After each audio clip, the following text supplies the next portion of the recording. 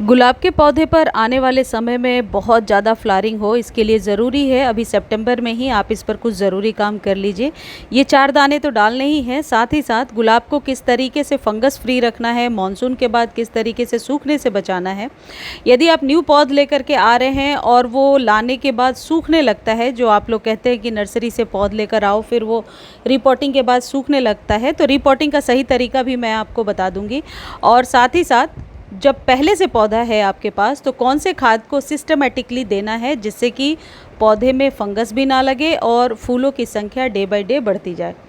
गुलाब का पौधा यदि पहले से है आपके पास और आपने अभी तक उसकी प्रूनिंग नहीं की है तो आप डीप कट ना लगाएं। अब आप चाहें तो ऊपर से 1-1 इंच कट कर सकते हैं। वैसे गुलाब को बहुत ज़्यादा कटाई छटाई नहीं पसंद है। हो सकता है कुछ लोग मेरे इस बात से सहमत ना हो, लेकिन मैं अपने अनुभव से शेयर कर रही हूँ कि कई बार बहुत ज़्यादा कैंची लगाने से गुलाब की डंडियाँ सूखने लगती हैं। गुलाब के पौधे पर जुलाई के शुरू में ही यदि आप कटिंग लगाते हैं और उसके बाद बरसातों में इस पर न्यू ब्रांच लेना ईजी हो जाता है। तो अभी तक यदि आपने नहीं कट किया है और पौधे को कोई नुकसान नहीं है तो छोड़ दीजिए, कटिंग ना करें, फिर फरवरी में आप कटिंग कर सकते हैं। यदि इस तरीके से पत्तियां फंगस लग रही हैं और लीव्स जो है काली काली हो रही है तो इसका एक ही इलाज है कि आप अपने पौधे पर किसी भी फंजीसाइड से महीने में 1-2 बार आप स्प्रे करें। इस तरीके से न्यू शूट्स जब निकलती हैं उसके बाद ही गुलाब में फ्लावरिंग होती है, तो न्यू लाल लाल पत्तियां निकलें इसके लिए ये खाद बहुत हद तक काम करेगा।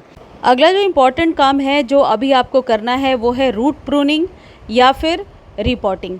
ये दोनों इसी सूरत में होगा जब आपके पौधे की हालत कुछ ऐसी हो गई हो, यानी पौधा बिल्कुल कॉम्पैक्ट हो गया है, बिल्कुल बुरी तरीके से भर चुका है। अब आप खाद वगैरह देंगे उससे ये जड़ों तक नहीं जाएगा और पौधा कुछ ऐसा दिख रहा है। ऐसे में आप रूट प्रूनिंग करें। अब रूट प्रूनिंग करने के दौरान एक चीज़ का ध्यान रखें, जो फीडर रूट्स होते हैं, जो जड़ों के बिल्कुल पास में पतली पतली सी रूट्स निकली हुई हैं, उन्हें कभी भी कट ना करें क्योंकि उन्हीं के द्वारा पौधे को खाना पानी या भोजन पहुंचता है। तो फीडर रूट्स को कट करने के बाद पौधा ज़रूर मुरझा जाता है, इस बात का ध्यान रखें। उन रूट्स को कट करेंगे जो साइड साइड हैं, थोड़े मोटे हैं और बेजान से दिख रहे हैं। बिल्कुल जड़ों के पास वाले रूट्स को कभी भी आप ना कट करें। इस तरीके से जब आप कंटेनर ले रहे हैं तो इसमें कुछ नीचे ड्रेनेज होल्स होनी चाहिए और कंटेनर साइज़ कम से कम मिनिमम 6 इंच ज़रूर होनी चाहिए। ये जो गुलाब होता है ये हेवी फीडर होता है, इसे रिच फर्टिलाइज़र चाहिए और यदि 15-15 दिनों पर फर्टिलाइज़ करेंगे तो यकीन मानिए आपके गुलाब को कोई प्रॉब्लम नहीं होगी। देखिए मैंने 20% कोकोपीट और 1 चम्मच फंजीसाइड लिया है, इस जगह पे हल्दी भी ले सकते हैं। फंजीसाइड बहुत ज़रूरी है, जब आप रूट्स को खोल रहे हैं तो उस समय फंजीसाइड डाल करके ही वापस आप इसे रिपोर्ट करेंगे तो मेरे ख्याल से एक सेफेस्ट वे होता है।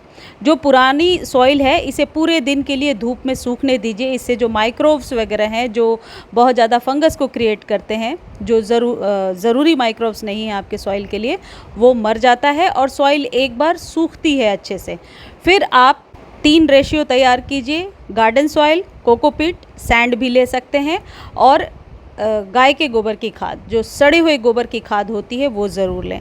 बोन मिल बिना यदि मिला सकते हैं, बहुत लोग कहते हैं हम बोन मिल का इस्तेमाल नहीं करते हैं, तो बोन मिल की जगह पे आप 1 चम्मच कैल्शियम नाइट्रेट की गोली लेंगे। हालांकि मैं भी नहीं मिलाती हूँ, मैं सिर्फ दिखा रही हूँ क्योंकि ये गुलाब के फूल मैं भगवान को चढ़ाती हूँ, तो जाहिर है कि बोन मिल का इस्तेमाल नहीं करूँगी, लेकिन हमने दिखाना हमारा काम है, मैंने दिखा दिया। जो लोग इस्तेमाल करेंगे वो 1 चम्मच बोन मिल डालिए या फिर आधे चम्मच कैल्शियम नाइट्रेट की गोलियां। कैल्शियम नाइट्रेट और बोन मिल को खरीदने का लिंक डिस्क्रिप्शन में दे दिया है। डिस्क्रिप्शन से कॉपी करने में प्रॉब्लम होगी तो टेक्स्ट कीजिए, मैं डायरेक्टली लिंक प्रोवाइड करा दूंगी। अब देखिए गुलाब अक्सर इस तरीके के रेड सॉइल में लगा होता है, इसमें जो पहले से खरपतवार है, आपके पुराने पौधे में भी अभी मानसून में खरपतवार निकल आए होंगे, तो ये वीड्स वगैरह हटा दीजिए। ये बहुत ज़्यादा आपके पौधे के न्यूट्रिशन को सोख कर लेते हैं, खींच लेते हैं। अब देखिए नर्सरी से लाने के बाद पौधा सूखता क्यों है, ये पहले आप रीज़न समझ लीजिए। यदि आप रूट बॉल्स को डिस्टर्ब कर देते हैं, यानी कि जो इसकी नीचे की रूट्स हैं उनको पूरा खोल देते हैं और उसमें एयर जाता है, तो फिर वो उस पौधे को लगाने के बाद अक्सर वो पौधा मुरझाता है। तो जैसे मैं ऐसे उल्टा करके पन्नी निकालने बोल रही हूँ, ऐसे ही निकालेंगे और रूट बॉल्स को डिस्टर्ब नहीं करेंगे। रूट बॉल्स डिस्टर्ब नहीं होगा तो पौधा नर्सरी से लाने के बाद सूखेगा नहीं। और ये माली का बताया हुआ नुस्खा मैं आपको बता रही हूँ। देखिए कुछ इस तरीके से निकाला, अच्छे से उसको फिर गोल बना दिया, यानी कि दबा दिया अच्छे से। एरिएशन रूट्स तक नहीं जानी चाहिए।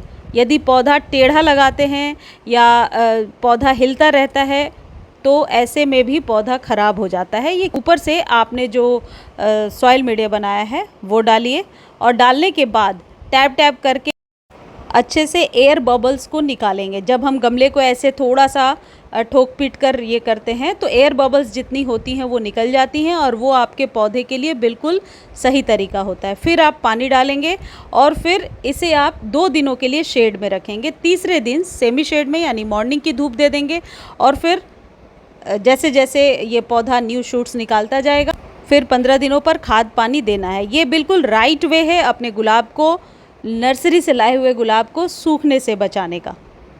अब जो पहले से पौधा है आपके पास उसे आप पहले तो पूरे दिन के सनलाइट में रखेंगे। उसके बाद ये जो खाद है ये DAP, ये हर एक 15 दिनों पर 5 से 6 दाने आपको डालने हैं। सॉइल में ही डाल दीजिए। और लिक्विड बनाकर देना चाहते हैं तो फिर आपको कम से कम 48 घंटे इसे पानी में भिगो कर रखना होगा, क्योंकि ये ईज़िली सॉल्युबल नहीं है, पानी में आसानी से नहीं घुलता है। इसे यदि आप सॉइल में डालते हैं तो ओवरनाइट ही ये प्रोसेस स्टार्ट कर देता है, तो डायरेक्टली आप इसे सॉइल में डाल दीजिए। इसे 15 डेज़ के बाद रिपीट करना है। सस्ती सी खाद है लेकिन इसके डायमोनियम फास्फेट के बहुत सारे फ़ायदे होते हैं। आप चाहें तो बोन मील की जगह कैल्शियम नाइट्रेट की गोलियां डाल सकते हैं, लेकिन मोस्ट इम्पॉर्टेंटली जो खाद आप अवॉइड नहीं कर सकते वो है काउडंग मैन्योर। जो सड़े हुए गोबर की खाद होती है वो ज़रूर डालिए। वो इस पौधे के लिए, खासकर गुलाब के लिए रिकमेंडेड है। माली भी रिकमेंड करता है। और वो खाद जब आप देंगे तो सारे मिनरल्स अपने आप मिलते जाएंगे, कुछ आपको अलग से देने की ज़रूरत नहीं होगी। जब भी आप न्यू पौधा लगाते हैं अच्छे से पानी दीजिए, लेकिन जो पुराना पौधा है आपके पास उसको पानी देने से पहले हमेशा चेक कीजिए ऊपरी सॉइल आपको बहुत ज़्यादा 2-3 इंच तक ड्राई नज़र आती है, फिर आप पानी दीजिए। गुड़ाई 15 दिनों पर करते रहिए। और पत्तियां जो काली हो रही हैं उनका यदि ध्यान रखेंगे तो आपके गुलाब के पौधे को कोई नुकसान नहीं होगा। हल्दी से या फंजीसाइड से आप ज़रूर स्प्रे किया करें। ये जो कैल्शियम नाइट्रेट है या जो भी खाद है इसको 15 दिनों पर रिपीट करना है। मुझे उम्मीद है जानकारी अच्छी लगी होगी। धन्यवाद।